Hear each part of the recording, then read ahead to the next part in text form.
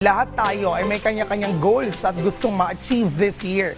Pero paano nga ba natin matutulungan ang ating sarili na maabot ang ating full potential? Ano-ano ang mga hakbang na maaari nating gawin para patuloy na mag-improve at maging mas mabuting bersyon ng ating sarili?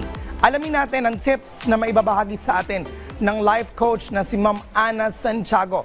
Magandang umaga, Ma'am Ana. Welcome po sa Rise and Shine Pilipinas.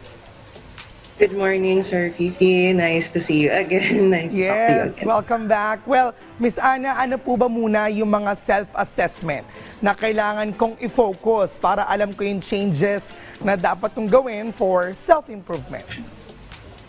So this is what we call as self-introspection. So more on getting to know about yourself. What do you needed to know about yourself? Your strength and your weaknesses. Kasi mismo, kung ikaw mismo hindi mo kilala yung sarili mo, kung ano yung strength mo, ano yung weaknesses mo, how will you be able to set the goals that you are eyeing for? The next one is values. What do you value the most? Is it your family? Is it your career? Or is it your finances? Kasi nga, kung marami kang gustong gawin and you don't have that specific target, then it will be hard for you to achieve a particular outcome.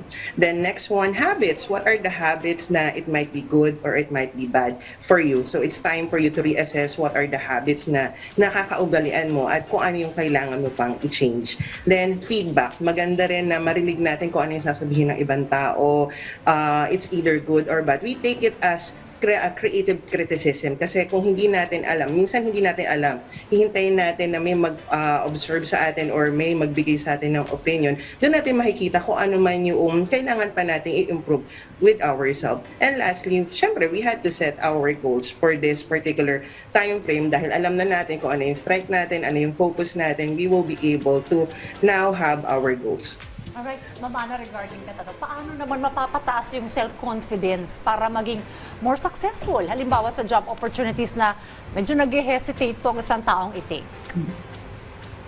Okay, so syempre dapat ikaw mismo yung una mong cheerleader. You need to prepare well for the opportunity that you are eyeing for. Kasi kung ikaw mismo hindi ka handa doon sa tatahakin mo na opportunity, then how will you be able to grab that particular opportunity? And also, you need to celebrate small wins. So even though hindi mo nakuha yung malaking opportunity, but there is a small opportunity that had been given to you, be grateful for that. Be thankful for those certain small wins that you are achieving. And also develop new skills. So ito yung sinasabi natin, hindi ka pwedeng yung master of, jack of all trades, master of none. Dapat meron kang isang particular na skill that you are good at and you had to cultivate it para yun yung mas ma-enhance mo at mas magamit mo in what particular endeavor that you are eyeing for. And also challenge your negative thoughts. Minsan ang pinaka-worst enemy natin ay ating sarili.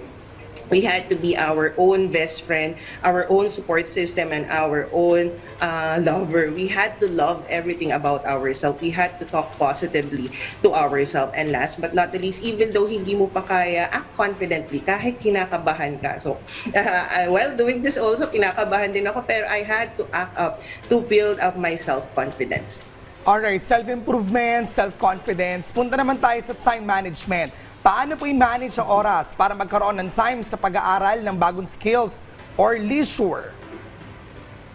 Okay, so ito yung usually pag nakatuto ka sa isang bagay na walang break, ito yung nagkakaroon ka ng burnout. So practice this particular idea of Pomodoro technique. So what is the Pomodoro technique? It's 25 minutes na work related and have time to rest para hindi ka tuloy-tuloy. Kasi once na tuloy-tuloy mo ginagawa ang isang bagay, talagang kumbaga parang nawawalan ka na ng sigla, kumbaga na hindi ka na nagiging productive. Then syempre you had to plan ahead what are your certain activities, what are your certain goals or tasks that you needed to accomplish. And syempre set non-negotiable hours. So pag gantong oras, it's meant for work. Then after that, syempre family time or me time. Kasi once na wala kang difference between work hours and your time for yourself, talagang mag-burn out ka. Kasi wala na siyang difference na pag umuwi ka sa bahay, trabaho pa din.